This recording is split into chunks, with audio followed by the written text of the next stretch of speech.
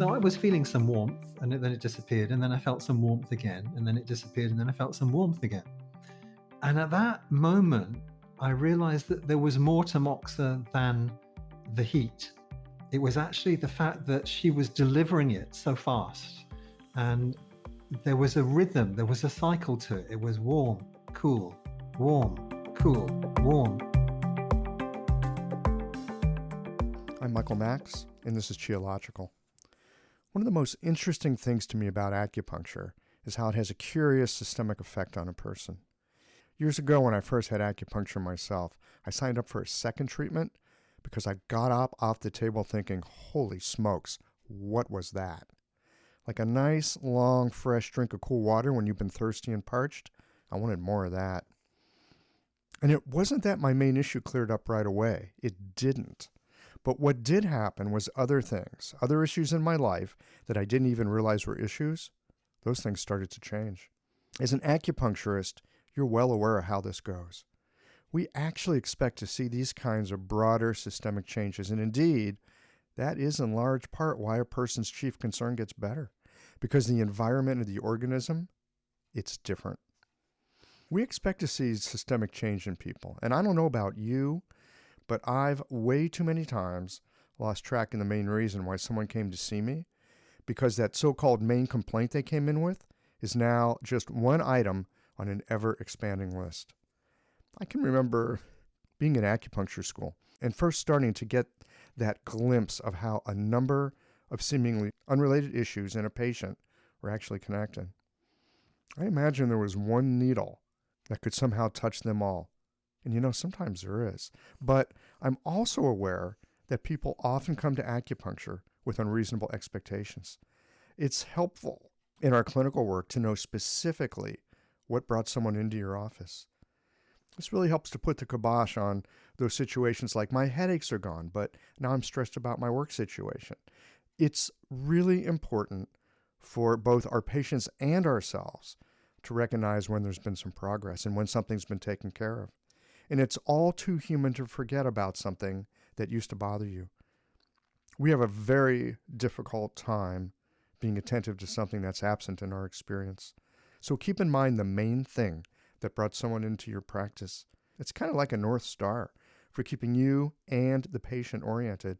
And it also allows for a clear benchmark to gauge the progress that you're making. Here's another thing. Sometimes people will want to come see you because they like how acupuncture makes them feel.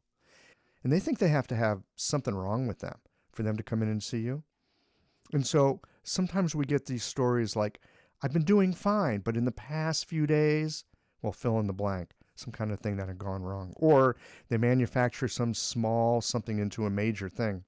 Sometimes these are the people we can release from treatment because they're in such a different place from when they first walked into our office.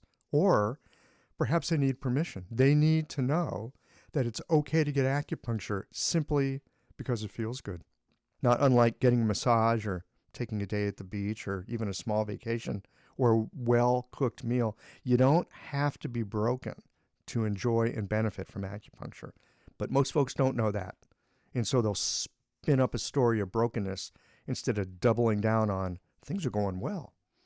So make sure you have one thing that the patient has identified as a problem because it helps to keep everyone honest. And if they are there for, as the Chinese like to say, tiaoli, to adjust and harmonize, remember, you're not giving them a tune-up like you would an automobile. You're attending to them as you would a fine musical instrument. How does acupuncture work? There's a principle that everything should be made as simple as possible, but no simpler. It's easy to say that acupuncture works by moving energy in the channels, or moving oxygen in the blood vessels, or reducing inflammation, so on and so forth. But are those common responses too simple? An effective answer would be both accurate and crafted to resonate with the audience who's asking the question. And it ought to reflect both the Chinese medicine tradition and modern findings. In a moment, we're going to be getting into our conversation on Moxa. And this is more than a conversation simply about applying heat. It's about a kind of touch that is a blend of rhythm, warmth, and with an eye to the channel dynamics that Yoshio Manaka that great Japanese master talked about in his book, Chasing the Dragon's Tail. I don't use much moxa in my practice, as I have sensitive lungs that can't really tolerate a smoky environment. But this percussive bamboo method we're going to be talking about today has me really curious to try it. All right, friends, let's get into this conversation today with Oran Kivity on Moxa in Motion. These conversations come to you through the generous support of our sponsors and members. Blue Poppy, your new one-stop shop, has speedy shipping options on everything that you need for your clinic. It's Women's Health Month at Mayway Herbs. Check out their new website for learning resources on helping women with herbal medicine. Are you a creature of habit?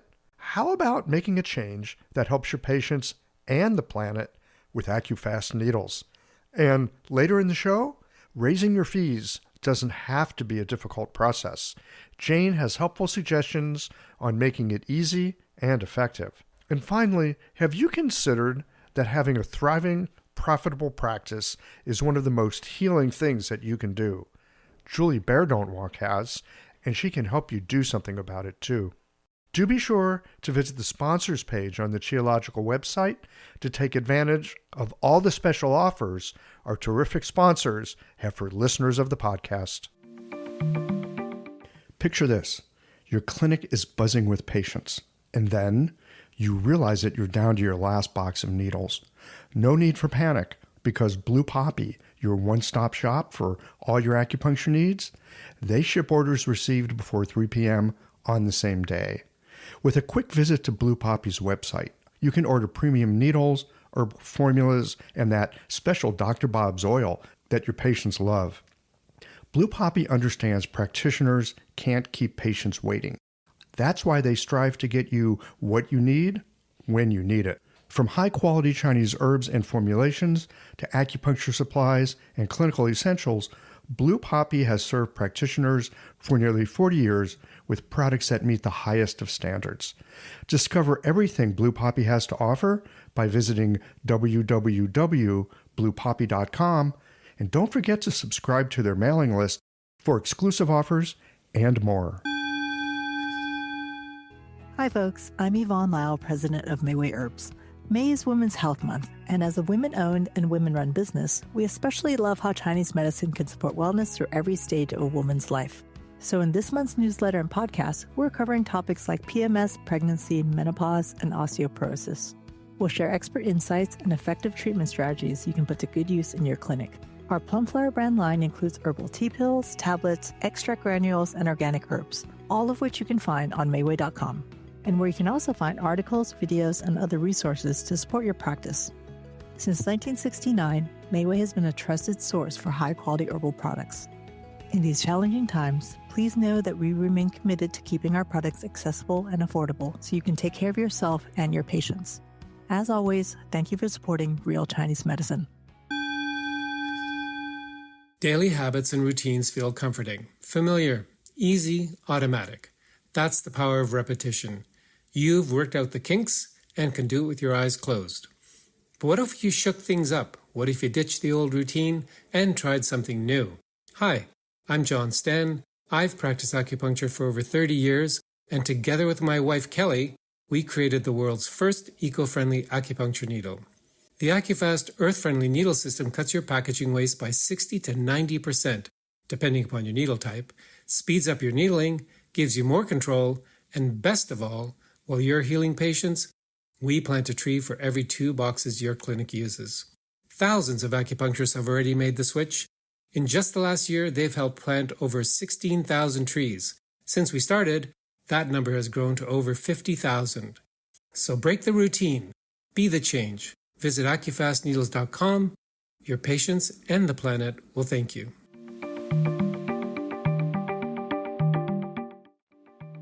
Oran Kivity, welcome to Qiological. Thank you, Michael. It's great to be here.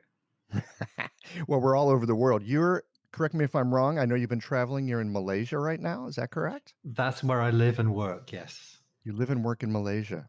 Where are you from originally? I'm from London, from the Disunited Kingdom. The Disunited Kingdom. And I moved here about 14 years ago. So I was practicing acupuncture in the UK. And now I'm practicing acupuncture in Malaysia. Whatever took you to Malaysia from the UK?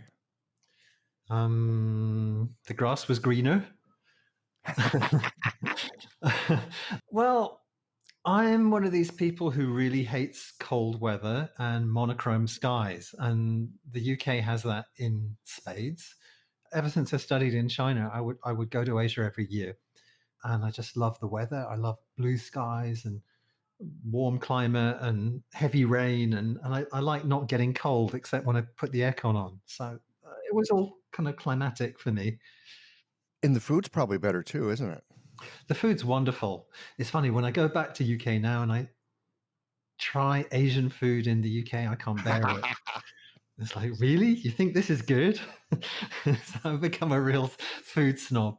Yeah, it's hilarious. People here in St. Louis ask me, so where do I go for Chinese food? Where's the best place for Chinese food? And I say, my house. Exactly. Exactly. That's the authentic stuff. All right.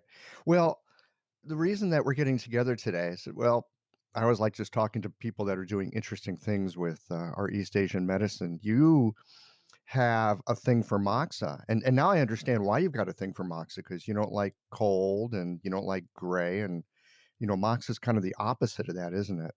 Yeah, it's hot. It's hot. So I would love to know more about the Moxa that you do. When I was in acupuncture school, of course, we learned to light up those big stinky cigars of Moxa and hold it on points, and that never worked for me, mostly because my lungs just couldn't tolerate being in a room with that kind of smoke. When some Japanese teachers came in and began to teach us rice grain moxa and some other ways of thinking about and using moxa, it was really mind blowing to me because it was such a different kind of thing and seemed like such a different way of thinking and working. How did you gravitate into this moxa thing? For the first 10 years of my career, I was practicing Chinese acupuncture and I was using a moxa stick, just as you described. And I was slicing bits off the moxa stick and sticking it on the end of the needles and doing warm needle technique.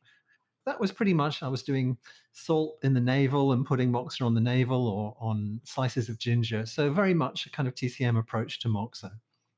I think I've been working for about 10 years and I got introduced to Japanese teachers, in particular Stephen Birch and Shunko Ida, and I studied Manaka style acupuncture with those. And I started to learn just exactly what you've been talking about: rice grain moxa and cone moxa, large cone moxibustion, and kind of much more subtle approaches to moxibustion. It's the 10th anniversary, really. I think it was in August 2009 that I was in an acupuncture shop in Tokyo, and I got introduced to something which at that time was called short bamboo, tantake. It's just really a short piece of bamboo about the size of your thumb, the two joints of your thumb, about 4 or 5 centimeters long, and it's filled with moxa. And you use it as a mobile moxa device, and you can use it like you do with a moxa stick. You can brush it up and down in the air above the point. But the thing that's amazing about it is that you can press down with it and you can press into the muscles with it. And that gives it a very different kind of feel. As soon as I saw it, it was love at first sight. And I'll talk about why maybe later in the interview, because it had been the thing that I'd been on a quest for. I'd been looking for something that could deliver heat and press. Isn't it interesting that in our studies, in our sort of exploration of medicine, I had a similar thing with other aspects of the medicine where you've got this idea that there could be something like, and you can't even quite put words onto it. You just have this hunch. There's something you're kind of looking for, and then when it shows up, it's like a bell goes off in your head, and you go, that's the thing I've been looking for. I knew it existed. I didn't know what it was. Yeah, exactly. This whole bunch of ideas fell into my head in that instant that they first showed me this piece of bamboo. And I've started to develop a whole method with it, and which is kind of, I guess, what I'm well known for is kind of being, I mean, now we don't call it short bamboo, we call it ontake, which means warm bamboo. Take means bamboo, on is the same on that you hear when you talk about Japanese onsen, like warm baths. So ontake means warm bamboo, and I've developed something kind of a bodywork approach using warm bamboo. Well, I want to hear more about that, but before we do, what are the dynamics here? You're talking about, so I'm imagining in my mind this short piece of bamboo about the size of my thumb. So what's the deal? Is it like filled with moxa? Is it on fire? I mean, how do you like not set yourself on fire with this thing? Basically, it's a hollow tube. So you pack that hollow tube with moxa, with loose Is it moxa. hollow? So it's hollow on both ends. Yes, that's right. It's just like Okay. a little a tiny little telescope. You pack moxa into that. So you press it from both sides until it's about maybe 3 or 4 millimeters from the end. That's the way I do it. Anyway, the Japanese tend to use a little bit more gap. So they pack it further from the end so that it's not so hot. But I found that I like to control the heat through rhythm and the way I apply it rather than having it far away from the end, the mouth of the bamboo. Are you also a musician? Well, I wouldn't say I am a musician, but I have been one in my teens and 20s. I played in bands, and my hobby was DJing for a long time. And that might, I think I kind of discovered DJing more or less around the same time I discovered Ontake. There's just something in the way that you said you control the heat with the rhythm. And I was like, "Oh, I wonder if this guy's a musician. I wonder if there's." I mean, it sounds like there's a musical aspect to this work. There is, and I guess I could talk about it in many ways. Once upon a time in a galaxy far, far away, I was the model during a Manaka class that Junko Ida was running. So she was demonstrating small cone moxibustion.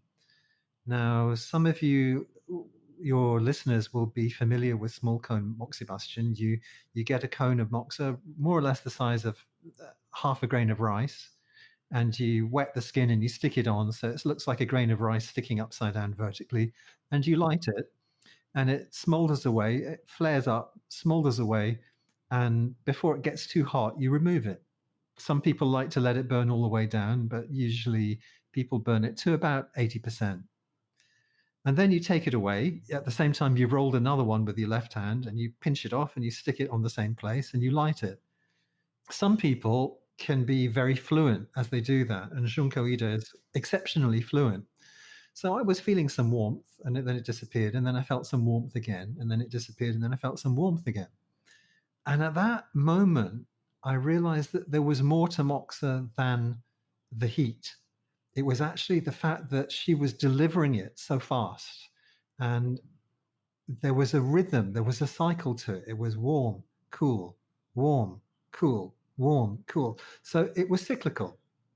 Now, if you think about big cone moxibustion, where you get a cone about the size of your thumbnail and you stick that on the skin and you light it and you wait for the patient to say, oh, it feels warm, then there's also a cycle, isn't there? So you light it, it burns down much more slowly, and then they say, oh, I can feel it, and you do the same thing.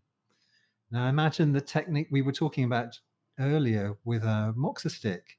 You're sparrow pecking. So sparrow pecking is going hot, cold, hot, cold, hot, cold, hot, cold, because you're moving your hand quite fast. You're sparrow pecking. So common to all moxibustion is this idea of a cycle or a rhythm or a frequency. And the frequency changes depending on what modality you're using. It occurs to me that there's something else going on here, which is there's a kind of attentiveness of the practitioner. If you're just sitting there waving a, sparrow pecking a big old moxa stick, I mean, you could be thinking about a million other things. But if you're doing that rice grain moxa with that kind of focus, the practitioner is engaged in a very, very different way. I think that's true, but are you being unfair to people with moxa sticks? I mean, when I was using a moxa stick, I was always kind of sparrow pecking and kind of being very attentive to the temperature of the skin and the color of the skin. And I, um, th- I think I'm talking more about myself okay. in the use of moxa. That when I'm doing rice grain moxa, it requires a lot more focus and attention than using that that big stick. And in fact, I haven't used a big stick Moxa in a long time, and that's mainly because my lungs are a bit weak, and that kind of Moxa smoker, like lots of needle Moxa, I could do it for a short amount of time, but I want to be an acupuncturist for a long, long time, and a lot of smoke in my environment is not going to let me do that. Understood. Yeah. So I do have a bias against big smoky Moxa things, but it's a very physical reaction. When I first learned Japanese acupuncture, particularly I learned Manaka style acupuncture, and there are kind of various stages to the treatment.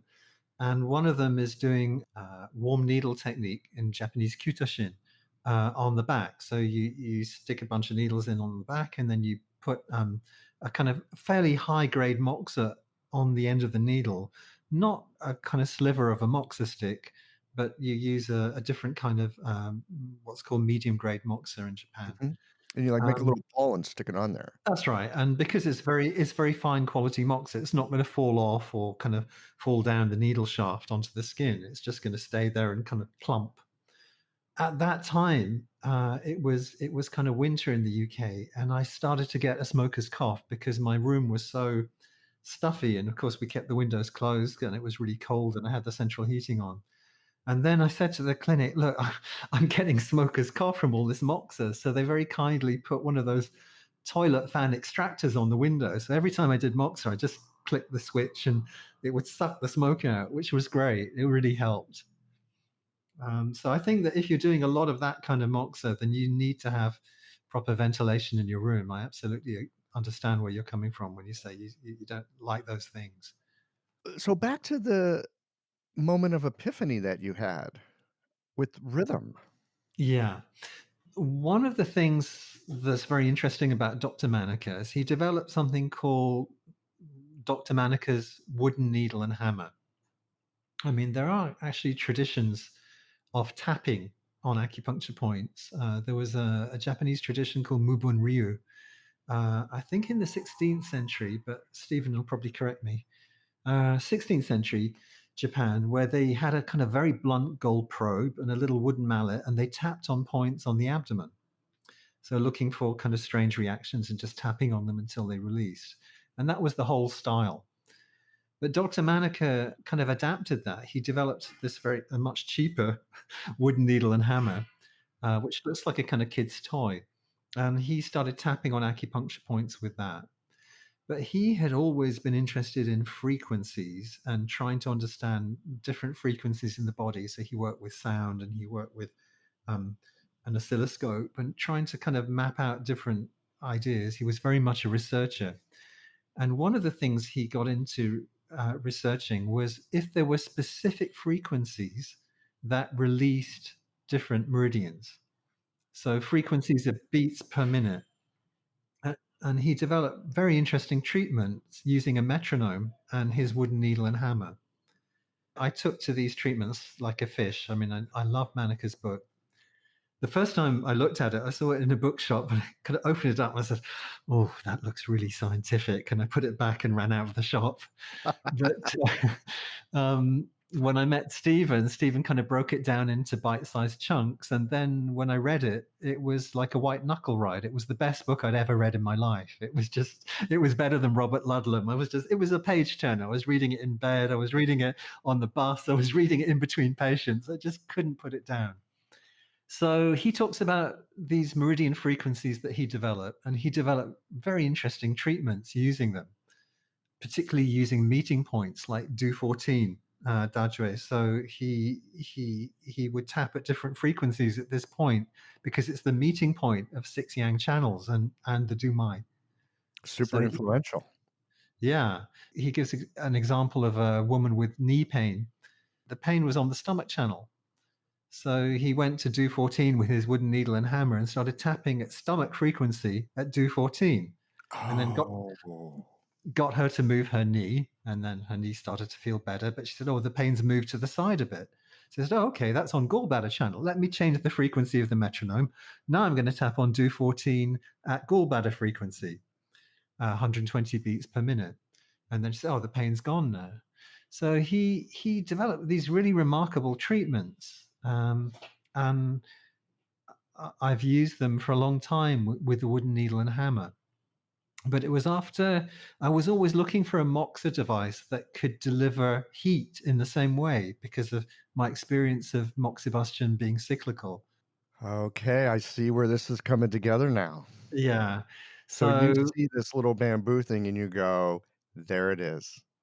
yeah, because I've been using a Moxa stick with a metronome, and a Moxa stick's great, but it doesn't have any of the percussive qualities of Dr. Manaka's hammer. So Dr. Manaka's hammer has got this percussive striking effect. It's sending a shockwave through the skin or through the soft tissue. A Moxa stick doesn't have that, but it's sending heat in a wave on the surface of the skin. So I was just thinking, I just wanted something, but I didn't know what it was. But as soon as I felt that bamboo on my skin in the shop, it's just, There it was. that's it. There it was. This is, yeah, I didn't know this is what I was looking for, but this is it. And yeah, that was 10 years ago. You know, life is generally full of so much suffering and heartbreak. It's wonderful when we do have these moments. I think they're rare in our life, but moments like you just described where something comes together and it's like, wow, there it is, right? And a whole world of possibility now opens up. Yeah, that's what happened. I mean, that eureka moment. I took that piece of bamboo back to Malaysia. I was renting a house at that time. This is back in 2009. Yeah, there was a little maid's room at the back that I'd converted into a clinic room, and I just started working with bamboo. And the first thing I noticed was that it was much more powerful than Dr. Manaka's wooden needle and hammer. That the kind of soft tissue release that I could get would usually take 5 or 10 or 15 seconds. Whereas, when you do massage, you can be working on someone's trapezius for 15 minutes and still not get that kind of release. But with bamboo, it's just like click, click, click, click, soften, move on. Okay, so I need some help. You just described a patient that I'm having trouble with. I've got a woman with trapezius muscles that are just, I mean, I've been doing all this stuff that usually works. I got a few tricks up my sleeve and they usually work. I'm getting nowhere with her. Could you walk me through if I had one of these? I'm imagining a piece of bamboo that looks like, you play a slide guitar with in a way, right? Yeah, very similar to that. Maybe a little bit thicker, but it's kind of almost exactly like that. Just slightly, maybe the bore is a little bit more than something that you would rest around your finger. This episode is brought to you by Jane, the clinic management software that honestly just makes running a practice easier. Let's dive into something that's never easy, but sometimes necessary: raising your fees. It can feel awkward, right? But here's a tip that can really help. Consider offering flexibility to your patients as you introduce the change. When patients face new fees, it's natural for them to feel uncertain or concerned. That's where flexibility can really make a difference. Offering options like a phased increase, suggesting a payment plan, or even taking a moment to talk things through can help to ease the transition. These thoughtful gestures show your patients that you're listening and care about them, which strengthens the trust you've worked so hard to build. If you're looking for more ideas on how to navigate these kinds of changes, head to frontdesk.jane.app and check out the article, How to Tell Clients You're Raising Your Fees. One last thing, if you're ready to give Jane a try, you can use the code CHIOLOGICAL for a 1-month grace period on your new Jane account. Could you walk me through how I would load one of these things up and... Sure. Okay, so you're going to get your piece of bamboo. This piece of bamboo is going to be sanded down at either edge so that it's got a kind of rounded lip. If you're going to a garden center and you get your own piece of bamboo and you cut it, you're going to have to finish it as well. You can use a metal rasp to do that, just so that it's not too sharp when you press it on Right. the skin. Do I want to work with like fresh bamboo, or can I find dried bamboo? Is there a Oh, I think preference here? it should be dried. It should be dried. Uh, Okay. yeah, because you're going to be heating it up, and you want it to have lost its fluids already. So the kind of stuff you would get from a garden center would be perfect because it's already dried. Yeah, so then you're going to stuff Moxa into it, and hopefully your Moxa is a relatively good quality, not too green, but slightly yellow, so that it doesn't have a lot of twigs and particulate matter that are going to fall out. Is there a particular name or grade number? Or, I mean, if I wanted to like go buy some of this kind of moxa, what would I be asking for? I think in the US, you can easily get hold of a brand. It's called Wakaxa, but it's spelled Wakakusa. Wakakusa, Wakakusa, but it's pronounced Wakaxa. A lot of acupuncture shops will carry that. And that's perfect for your bamboo. If you get that green stuff from China with all the little bits of twig in it, that's not really good because when you put the bamboo facing with the mouth facing on the skin, you run the risk of bits dropping out and burning your patient. You want to invest in a good quality moxa. It's kind of like if you're doing needle moxa. Yes. You need a moxa that's gonna stay together, hold together. Yeah. Yeah. So any moxa that's good enough to do needle moxa is easily good enough for your bamboo. Okay, great. I can handle those 2 pieces. I mean, I'm very Western. When I was in the shop, they lit an incense stick and they dabbed it down onto the soft portion of the moxa inside the bamboo, and they blew on it like they were blowing, gracefully. And gradually, kind of the fire spread, and eventually the whole thing was glowing. Me, I use one of those jet lighters that you use for creme Oh, brulee. I just light. Yeah. Yeah, I'm not very zen as far as ontake is concerned. I love it. I prefer the strong firepower myself when it comes to flame. Okay, right, okay. I mean, how much am I getting burning? What am I looking at?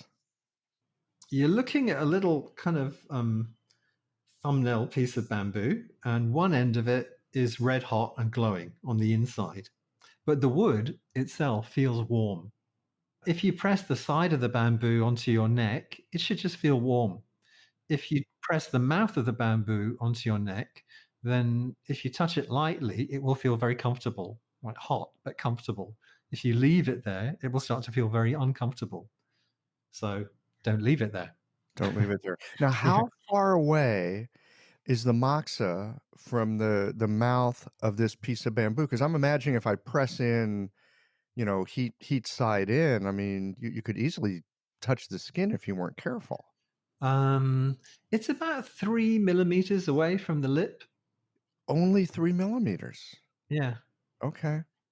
Okay, so that means that if you're doing ontake on convex protruding surfaces like the chin, the nose, to die for cheekbones, then you've got to be very careful. You can't put the mouth on those kind of protruding surfaces, the lobe of the ear.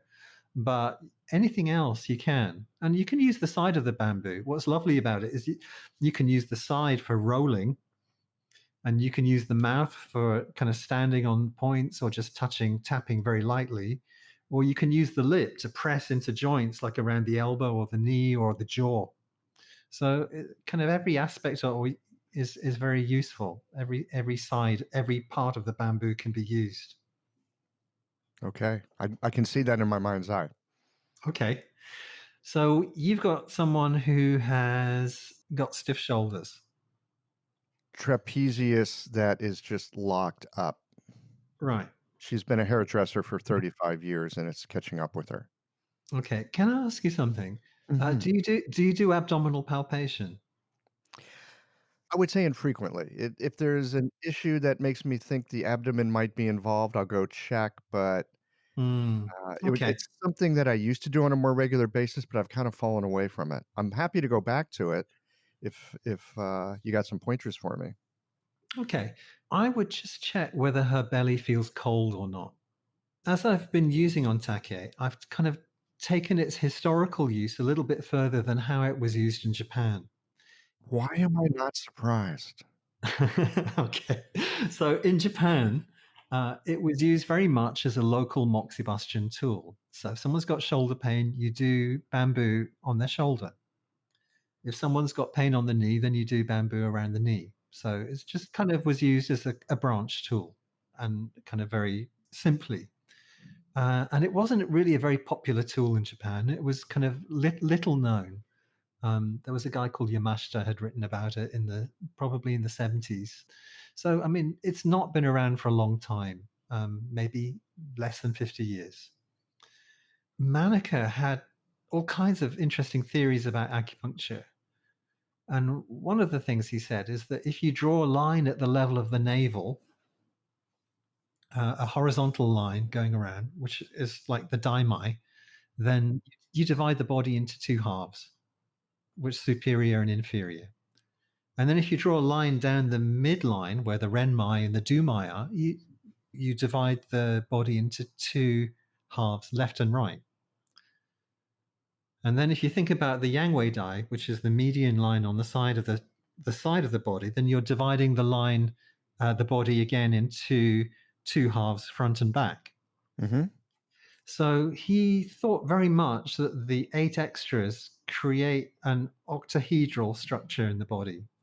4 anterior halves or 4 anterior quadrants and 4 posterior quadrants. Does that make sense? It almost sounds like you've drawn a bagua. Yeah, exactly. I mean, just if you imagine someone facing you, you just draw a crosshair on their Yes. belly.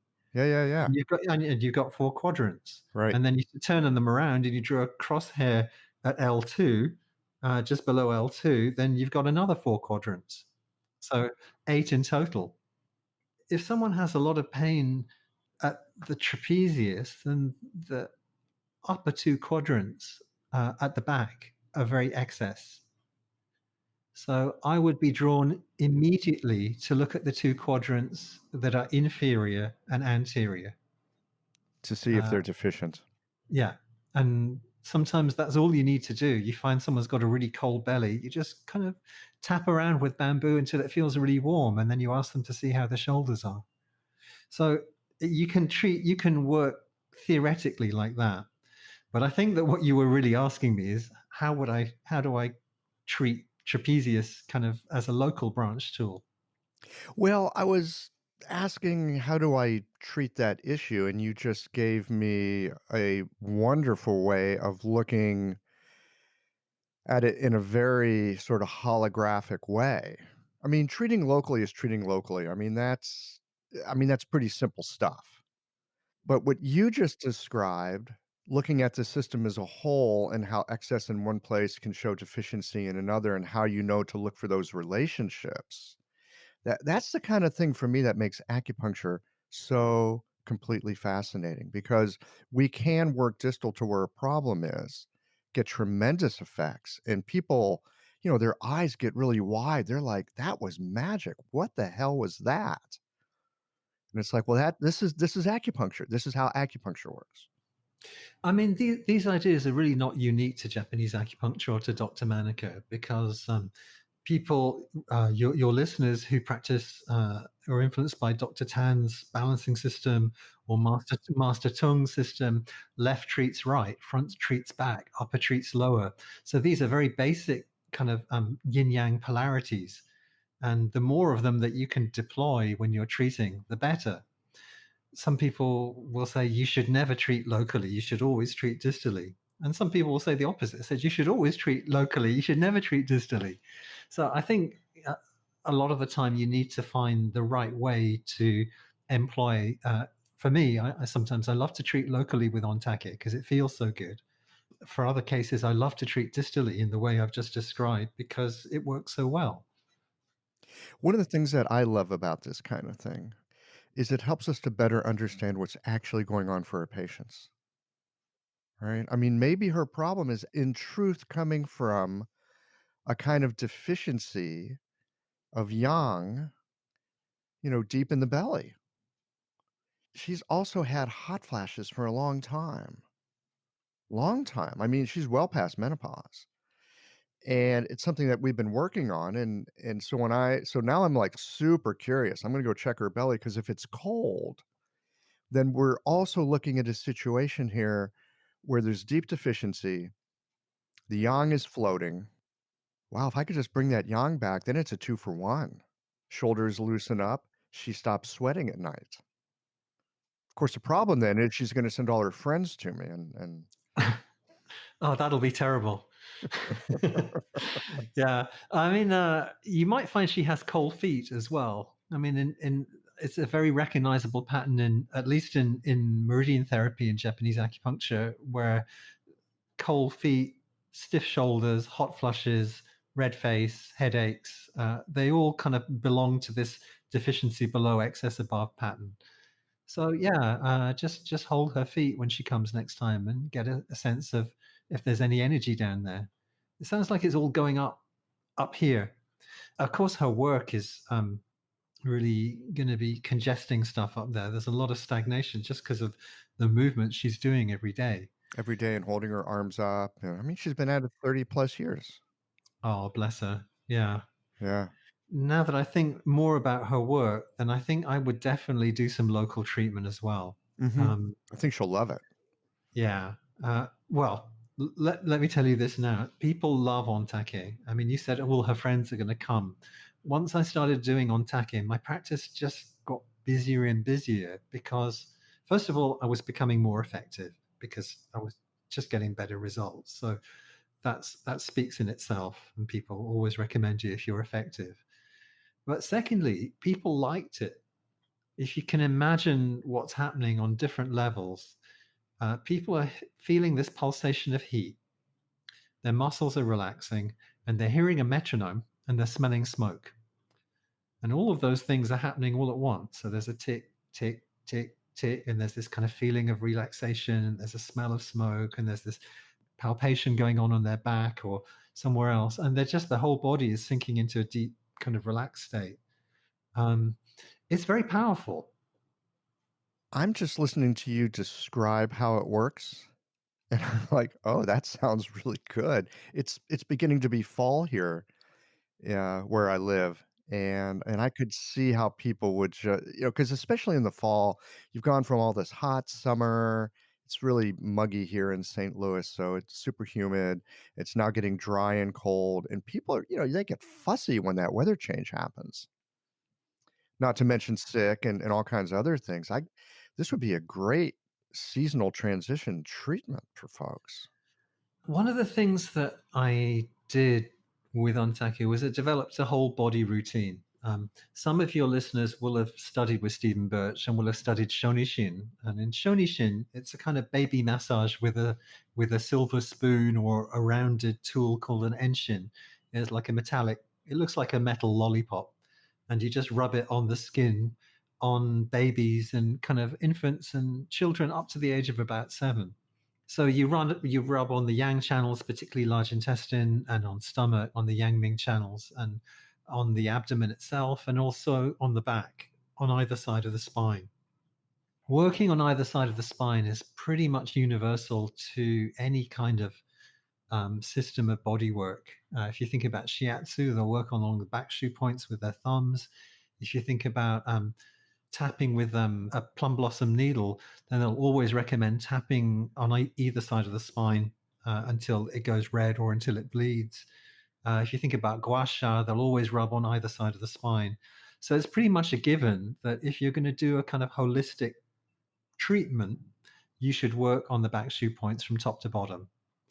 Of course, with acupuncture, we're much more specific. We needle on the appropriate points. But when you're doing a bodywork treatment like Ontake, you're not really thinking about points. You're thinking about channels and areas. So you're not thinking which points shall I do. You're just saying, oh God, this looks a bit weak, or wow, this feels a bit tense, and you're just kind of going up and down that line. Yeah, I worked out a kind of a whole body routine, loosely based on Shonishin routine, but kind of Shonishin for adults with smoldering bamboo. Oh, man. I mean, who doesn't love fire? Yeah, who doesn't love fire? I think my two vices of fire and water. That would be gin and tonic? Cheers. Yeah. Yeah. Water with a bit of ice. Yeah. And whiskey. Yeah. Going back to autumn, I found that the whole body routine that I developed with Ontake, I don't use that much. There are some times that people come in and I really don't know what to do. And I'm just not sure what is the best acupuncture for them. Then I'll give them a whole body Ontake routine. And that just regulates chi and blood throughout the whole body. And sometimes that can be enough if I'm stuck and I'm not quite sure of the best thing to do. Part of that routine, I'm waving my hands in the air. Your listeners can't see that. Um, Part of that routine is working on either side of the spine, just tapping at bladder frequency, which is 112 beats per minute, and just working up and down and loosening up that whole area, the muscles on either side of the spine. If somebody wants to learn to do this, they're going to have to get a metronome and practice. They're going to have to get a metronome. They can go to YouTube.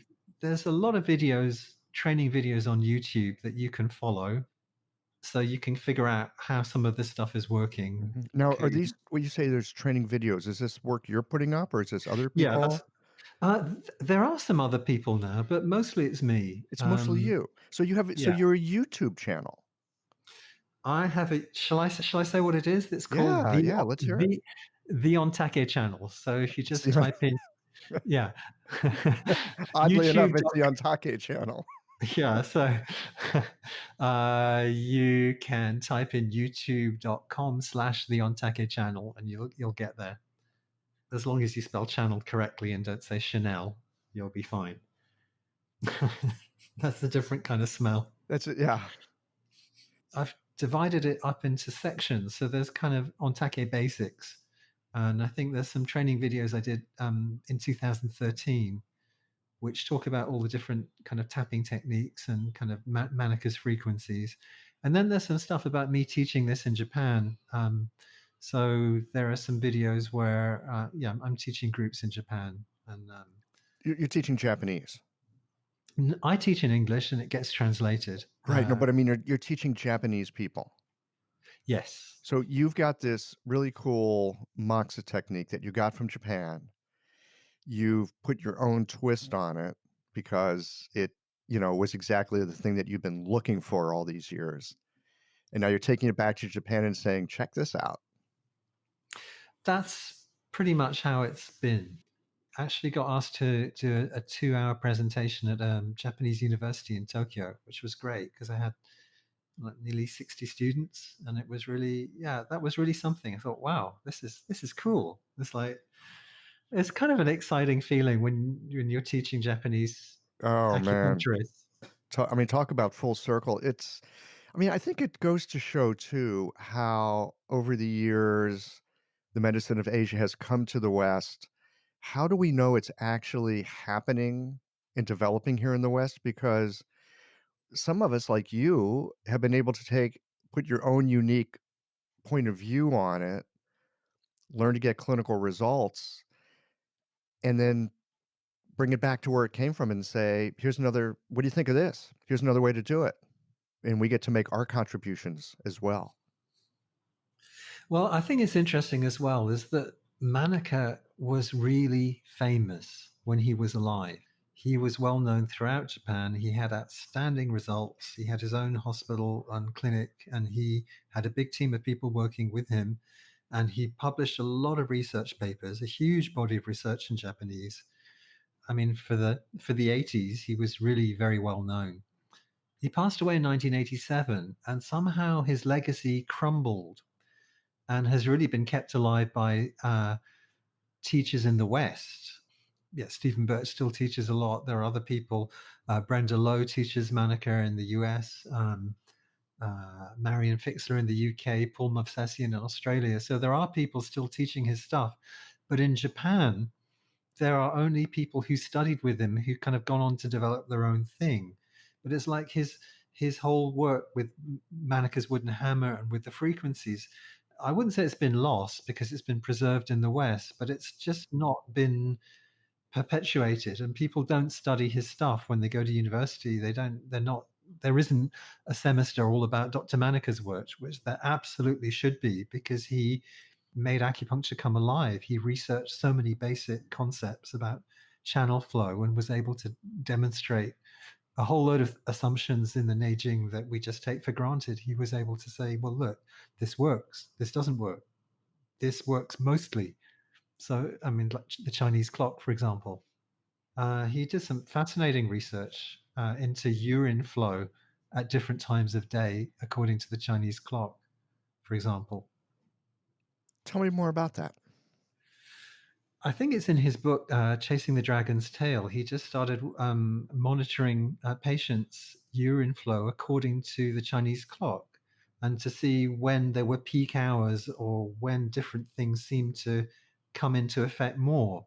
And he was able to say, well, it looks like 9 out of 12 of those times seem accurate. I think there were some meridians where he didn't feel that he had any clinical, he could kind of demonstrate any sort of correlation, but for I think most of them he did, and he was very, very research oriented. So things with channel flow, we talk about 4-channel sets, don't we? We say qi moves from the lung channel to the large intestine channel at the finger, and then it moves up to the head, and then it skips across to the stomach, and it flows down to the feet, and then it jumps over to the spleen, and it comes back into the chest where it started at the lungs. So that's a 4-channel set. So he did very interesting work with magnets, basically trying to see what relationships there were within a 4-channel set. And I know Mark Seam, he wrote a book about, I think it was called A New American Acupuncture, and he talked a lot about 4-channel sets, but a lot of his work comes from Manaka, who had done this research. And he basically said, when you needle a point on the lung channel, you also affect muscular tension on the other 3 channels within the set. So it's like one super channel. And then the flow jumps from there to the heart, small intestine, bladder, kidney. So then that's another 4-channel set. So when you needle the heart, you're also affecting those other 3 channels on the 4-channel set. Etc. The same thing with pericardium. Right. Well, you're really looking at the Ojing, you're really looking at the relationships between the 6 great channels, right? You got the tie-in with the Yang Ming, you've got the Xiao-yin with the Tai-yang, and then of course Xiao-yang Jui-yin. That's right. So you're getting these internal external pairings, and you're getting these 6-channel pairings, and they're all within a 4-channel set, and they can be used clinically. So if you want to, if someone's got stomach problems, then you can treat on large intestine, or you can treat, actually technically you can treat on lung. It's very interesting, the work he did, and he did work with magnets and the front mu points. So putting a positive magnet, a north magnet on one point and a south magnet on another, and showing how that would soften the front mu point for that related channel, and then switching them over and showing how the front mu point would get tight and reactive. So very interesting experiments which make acupuncture theory not just theoretical but pragmatic.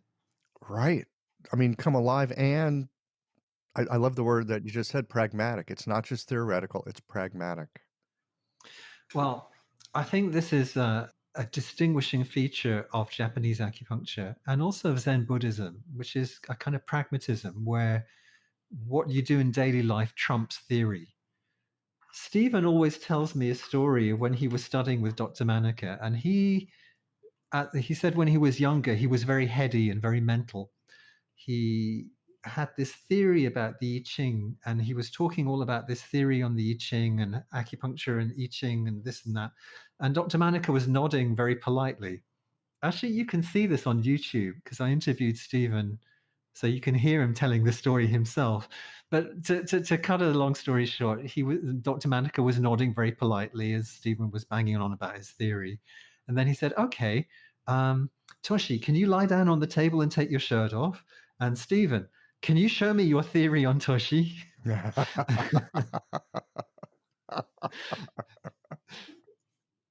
So pragmatism always trumps theory in Japanese acupuncture. So, for example, in Toyohari in meridian therapy, the tonification point for the spleen channel should be spleen 2, which is the fire point.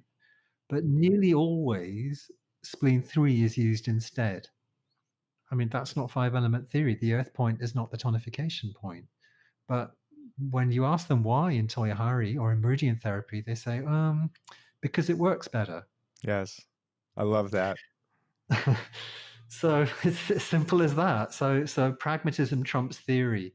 That's really a distinguishing feature of Japanese acupuncture. Well, I So think I it's mean, a distinguishing feature of a successful acupuncturist.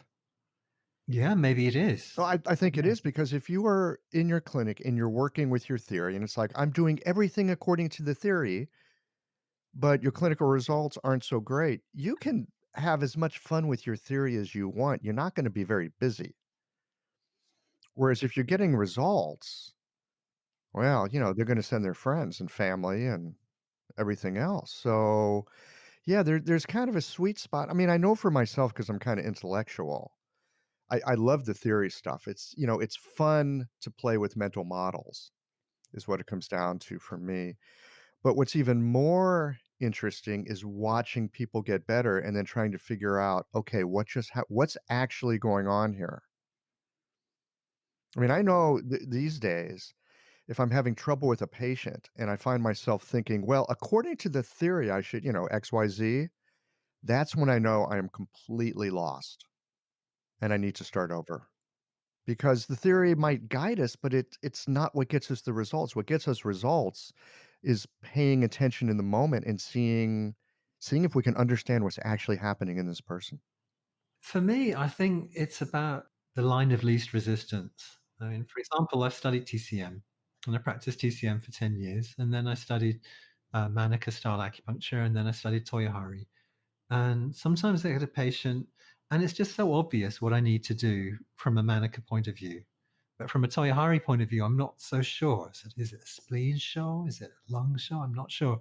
So why would I waste time trying to figure out which it is when it's really obvious from a Manaka point of view? Or, why would I waste time doing Manaka acupuncture when it's just so obviously a TCM diagnosis of liver fire blazing, for example? Um, so, sometimes if the diagnosis is obvious from a different system, then that's the one I'm going to go for, and that's pragmatic. So it doesn't. I'm not going to force myself to say I must do Toyohari today, and every patient I'm going to do Toyohari because that's the way it is. I mean, I'd like to sometimes because it's good practice, but sometimes I see someone, today she was just so obviously a Manica diagnosis, and I thought, well, I'll do Manica. Why shouldn't I? It's obvious. Having a thriving, profitable practice is one of the most healing things you can do as a healthcare practitioner because a robust business is the ultimate expression of vital chi. And that's the heart of our medicine. I'm Julie Bairdontlock, and I help practitioners grow nourishing, profitable, authentic businesses that embody the generative cycle of Chinese medicine. This isn't about all yang all the time. It's about expanding your own internal capacity, growing collaborative relationships with your patients for ethical patient retention, and marketing as an extension of this medicine, not a necessary evil. You already know that everything is connected in your patients' lives and bodies. The same is true for your business. When we align your systems, your schedule, your pricing, and your offerings with you, we create flow, which means more spaciousness, more impact, and more joy. When you are in the flow, fully resourced in terms of chi, time, and money, your business becomes a source of healing, not just for your patients, but for you. Let's grow something rooted, radiant, and real. Visit lifeflowconsulting.com to learn more. This to me is, again, one of the real joys and deep frustrations with the medicine that we practice. And that is we have some very different models that we can work with. And they often don't have much to do with each other. But if you're fluent enough with some different perspectives, then I mean, I've had the same experience. Someone walks in, you kind of look at them, you talk, you get started, and you go, oh, this is that. We're in this realm of East Asian medicine. There's a wonderful tool called Monica style acupuncture that, I can use for this. Or someone walks in, you go, oh, yeah, that's a, you know, TCM thing or, whatever, Dr. Tan balance thing, whatever. It's like there's these different perspectives and lenses that have treatments that go with them, and when you recognize that lens, "Oh, this is that," yes, you can follow that least line of resistance, and it's very elegant and simple then. I think so. And I think as long as you don't tie yourself in knots and say that you must view your patients in this particular way, if you can be flexible, I think you can be much more effective. Mhm. You have to go both broad and deep to be able to practice that way. A long time ago, someone said to me, "Do you want to be a bush or do you want to be a tree?" I said, "I'm sorry." and But what he meant was, do you want to grow out sideways and learn lots of different therapies and different things? Or do you just want to do acupuncture and grow very tall? And I thought that was a really interesting model for me because I I had found myself kind of dabbling in a bit of this and dabbling in a bit of that. But when he said that, I thought, actually, I don't want to be a bush. I want to be a tree. And that's what I've been this last 30 years. I've been a tree. And I've just been developing acupuncture and moxibustion. And that's pretty much all I do. Yet within being a tree, as you said, you have these different ways or of expressing yourself or seeing the world. So yeah, I think it was a very interesting question for me. Formative. Yes. I wanna circle back for a moment to my hairdresser patient with the shoulder. I was thinking about her too. Yeah. I'm glad she's been with us on this conversation today. So I'm totally psyched about checking her belly, and her feet, and I've got a good sense of what to do with that kind of thing. But for some local treatment, this is a gallbladder issue, maybe triple warmer as well. So I think it's a let's call it a Shaoyang issue. Well, yes and no, because small intestine will be involved as well with the traps. You've got these three parallel lines just above the spine of the scapula. You've got small intestine, then you've got triple burner, then you've got gallbladder. So you want to kind of be tapping at all of them. But interestingly enough, gallbladder and small intestine have the same frequency, which is 120 beats per minute. So normally, that's what I'll do. I'll start off just tapping lightly or rolling lightly with the bamboo, with the metronome set to 120 beats per minute. And I'll see whether or not they soften. And if you tap percussively with the mouth of the bamboo facing downwards so that you're tapping with the burning end, the moxa won't fall out. If you packed it correctly, it won't fall out. So you just tap lightly with that, as if you were sprinkling salt on fish and chips. That's a very English analogy. Yeah, yeah, no, that's great. So that is lightly. Yeah. Okay. And just tap on one side for about 5 or 10 seconds, then feel it again. And you might find that there's some softening. And if there's some softening, you can just roll a little bit deeper and see if it softens a bit more. And by then, if you're lucky, if Ontake works for you as it does for me, it's time to move to the other side. It will be that quick. It will take about 20 or 30 seconds max. Now, sometimes you find that 120 beats per minute doesn't work, that you find that it softens at the front or superficially, but deep down, there's this kind of deep, still core of tight tissue. And that means that triple burner is involved. So what you can do is you can change frequency to 152 and then just do exactly what I described before. Just tap at 152 and see whether that works. So you see the triple burner as being deeper in the body than the gallbladder. In this area, yes, I would say so. It's the stubborn one. It's like 120 usually releases the shoulders, but sometimes when it doesn't, it's because you haven't addressed triple burner.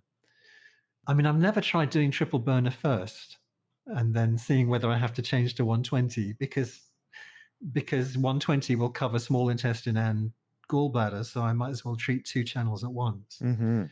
Yeah, back to line of least resistance. Yeah, that's it. Another thing is sometimes when trapezius is tight and doesn't release, you can roll the bamboo literally all over the shoulder blade, the scapula itself, in the subscapular hollow fossa. And if you just roll in there at 120 beats per minute, which is small intestine frequency, it may release that remaining tightness in the top of the trapezius. So that's the local treatment that I would do. And then I would change frequency to 112 and work my way down the bladder channel on either side of the spine in maybe from T1 to T7. And that's really my upper back treatment. Mm-hmm. And it takes you 5 minutes, 7 minutes? Maybe not as long as that. I think to do the upper back at about 3 minutes. Working from the top of the traps to the toes when I'm doing my kind of whole body routine, it takes about 10 minutes. So it's very quick. I mean, bamboo is deceptively powerful. I mean, it feels nice. You're tapping away. Well, you mentioned that you've got this YouTube channel. I think what I want to do is sit down and watch it with my wife Okay, yes. because It's great she's a couples massage therapy. therapist. She's a massage Right. therapist. She does cupping and gua sha, I mean, all that good stuff. And I'm thinking, I want her to learn this so she'll do it on me. You will have your ontake moment. Everyone does the first time. They just go, wow, this is so relaxing. I was teaching in Croatia last year, and I had no idea that Croatians were so, what's the word? Stroppy. I mean, they were just an aggressive bunch. I don't know if it's a result of having the civil war when Yugoslavia fell apart, but they were all like argumentative. And I remember teaching the first technique, and I said, "This is tapping, and it's just a bit like tapping as if you were scattering salt on fish and chips." And this guy goes, yes, but I would prefer to do it this way." I was going, wow, that's interesting. I'm here to teach. I've been flown in to teach, and there's this guy arguing with me from the very first technique that says his way is better, and like he's never come across on take before. And then there was, yeah, I mean, they were kind of argumentative. Uh-huh. Well, they There were just don't about have 20. fish and chips. You might have needed a different metaphor. Yeah, I'll tell you what they do have. They have a drink which is made from mugwort. It's made from wormwood, so it's like a spirit which is made from Moxa. It's just fantastic. It's really amazing. Anyway, they gave me a bottle as a reward, which was really nice. Yes, I'm somehow not surprised that you would take to something like that. But anyway, going back to the story, the first part of the morning is kind of theory and getting them to kind of load Moxa and stuff. And there were lots of kind of arguments and questions and questioning and stuff. And then I got them all to practice working on each other's backs. And kind of the class started off with a kind of hubbub. And then, there was all this murmuring and stuff. And then it just got gradually quieter and quieter and quieter. I said, okay, guys, now I want you to change over. Model is going to be the giver, and giver is going to be the receiver. And by this time, they were completely silent because the people who'd had the bamboo and they'd had working on either side of the spine, they were just so relaxed. And then there was no more argument after that. It was very interesting. It's just the whole group dynamic changed once they started doing bamboo on each other. So I think once you get a piece of bamboo and you do it on your wife or she does it on you, you will have your ontake moment.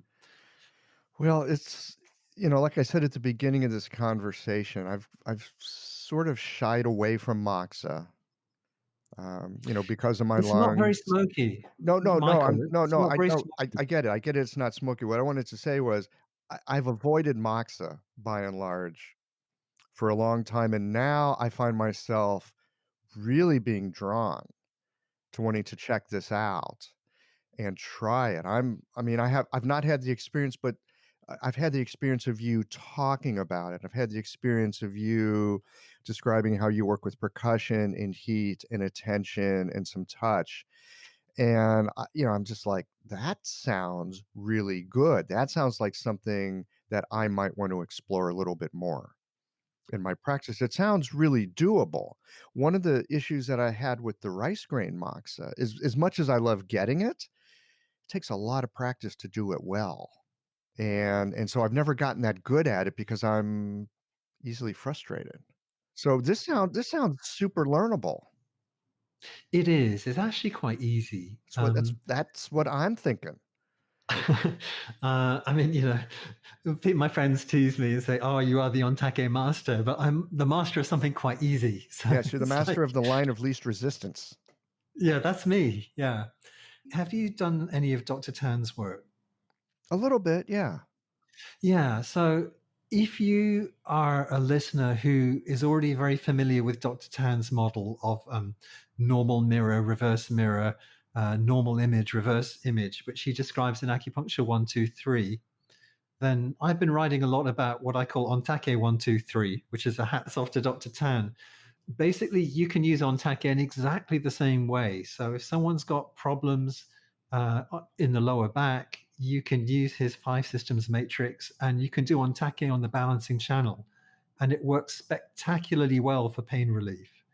I tend to not use all of his 5 pairings. I only use the 3 very simple ones with Ontake, and they work very well.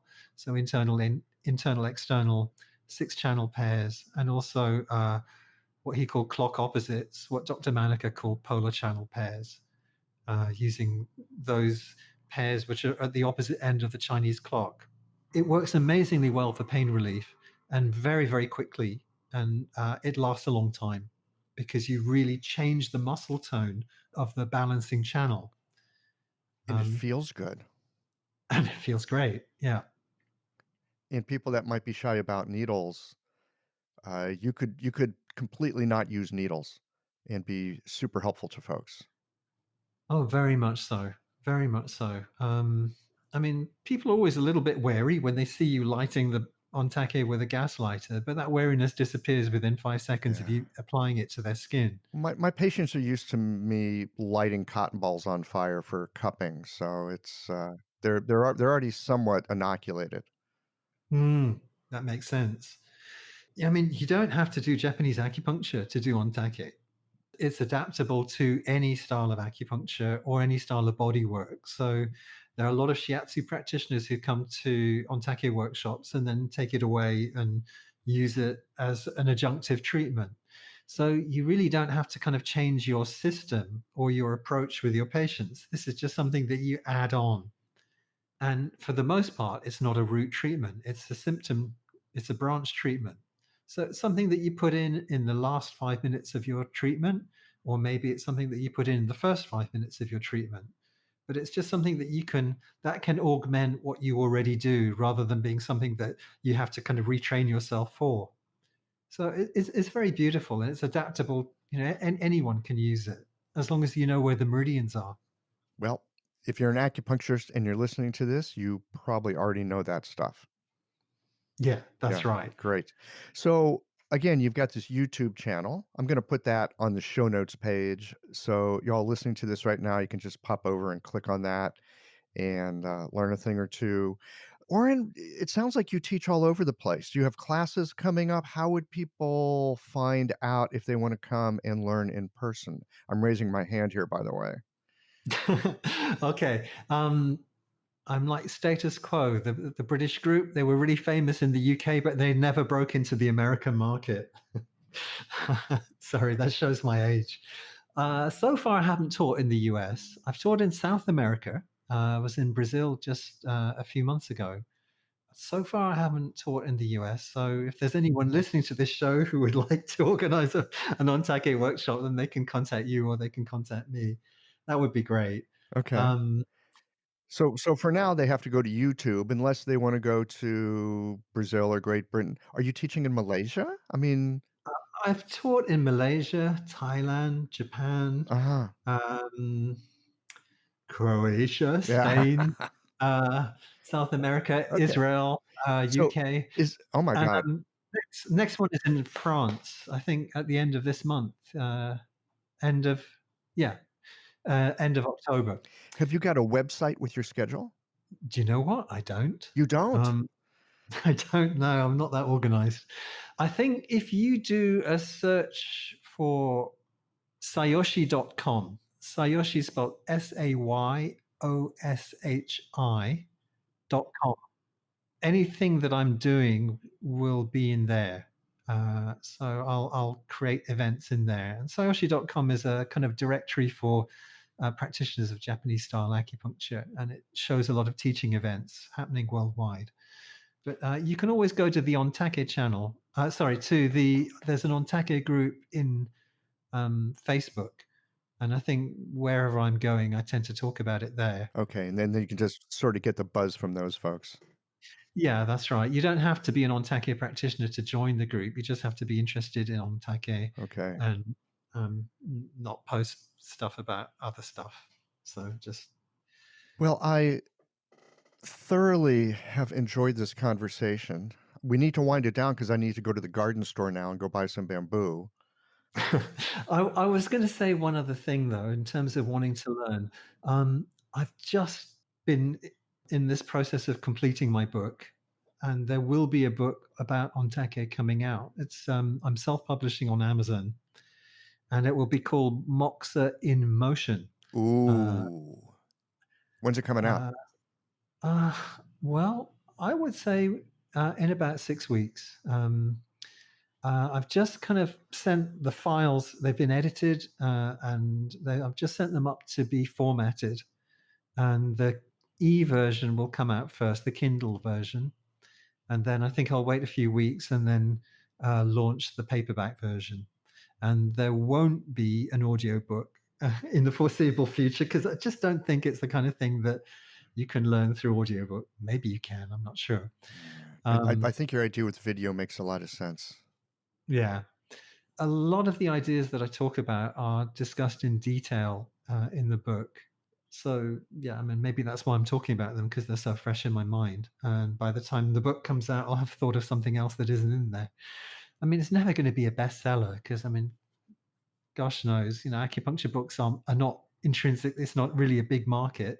And then a kind of niche book within a niche market is never going to be a bestseller. But I think it's something that people who go on the workshops are gonna want to read, and people who can't get to a workshop will want to learn it that way.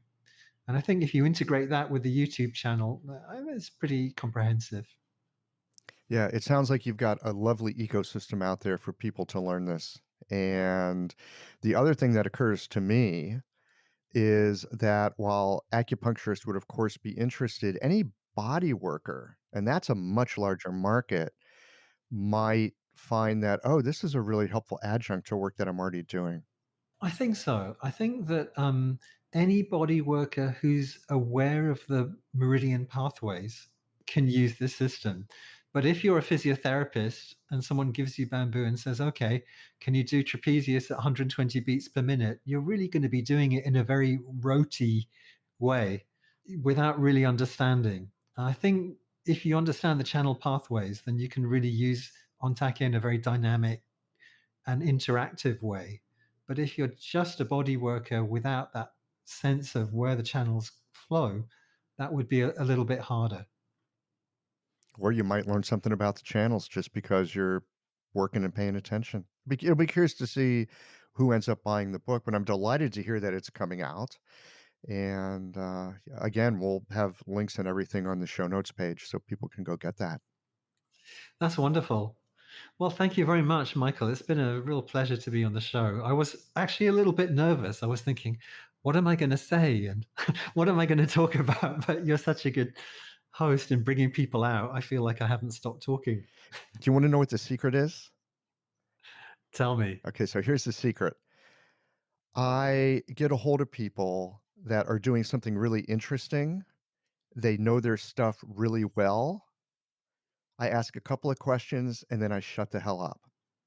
I mean, Right. people often ask me, what do I have to do to prepare for this conversation? And it's like, oh, only what you've been doing for the past 15 years. Right. Really. I mean, everyone on the show has something that they know deeply. And so there is no preparation. There's no presentation. This is not a class. This is just acupuncturists hanging out, talking about what we do. And what do we talk about? We talk about our clinical experience and our ideas about how things work. That conversation is endless. Fantastic. So thank you for joining me in this. And I'm going to go get me some bamboo, and I'm probably going to have to be in touch with you for some help. Maybe we'll do a part 2 with this. That would be great. Yeah, it'd be fun. All right. Thanks, Oran. Thank you very much indeed. Good night. Well, here we are at the end of this episode. If you've listened up to this point, you're either a rabid fan of Qiological or the forward button on your podcast player stopped working. If you are indeed a fan of the podcast, you can help us to bring new episodes to our community of practitioners by supporting us with a membership or a one-time contribution. Details, of course, are on the website. That's it for today, friends. Join us again next Tuesday for another thoughtful episode of Qiological.